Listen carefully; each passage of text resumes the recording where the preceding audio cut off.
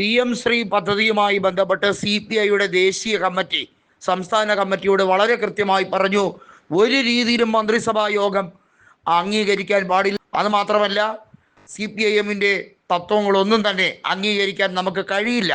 CPIഎം നടത്തിയത് അഡ്ജസ്റ്റ്മെന്റ് രാഷ്ട്രീയമാണ്. BJPയുമായി CPIഎം നടത്തിയ അഡ്ജസ്റ്റ്മെന്റിൽ തിക്തഫലം അനുഭവിക്കുന്നത് CPI നേതാക്കളാണ് എന്ന് തുറന്നടിച്ചിരിക്കുകയാണ് D. രാജ.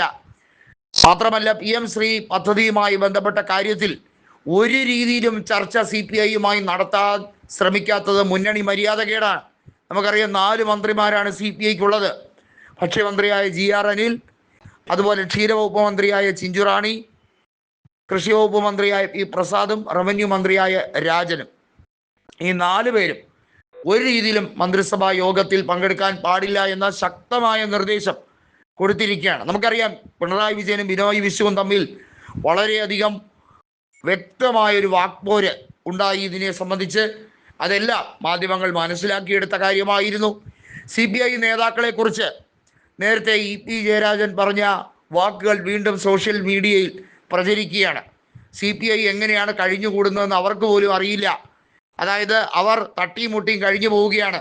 CPIഎം ഇല്ലെങ്കിൽ അവർക്കൊരു മേൽവിലാസമില്ല എന്നൊക്കെ രീതിയിൽ കളിയാക്കി.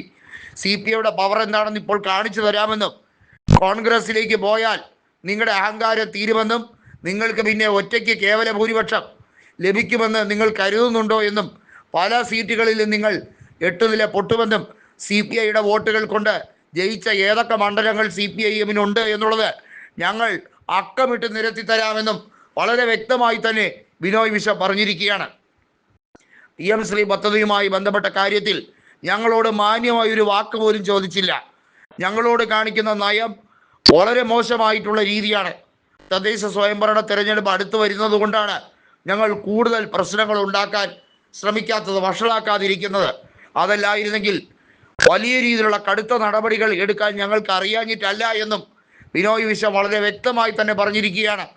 നമുക്കറിയാം, CPIയിലെ പല നേതാക്കളും മുന്നണി വിടുന്നതിനെ കുറിച്ച് ചർച്ച ചെയ്യുന്നുണ്ടായിരുന്നു.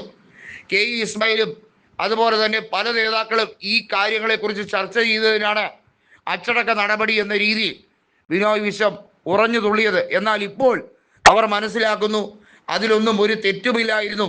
അവരെല്ലാം കൃത്യസമയത്ത് പ്രതികരിക്കണം എന്ന് പറഞ്ഞതിൽ എന്ത് രീതിയിലുള്ള അമാന്തതയാണ് ഉള്ളത് എന്നുള്ളത് തുറന്നു കാണിക്കണം.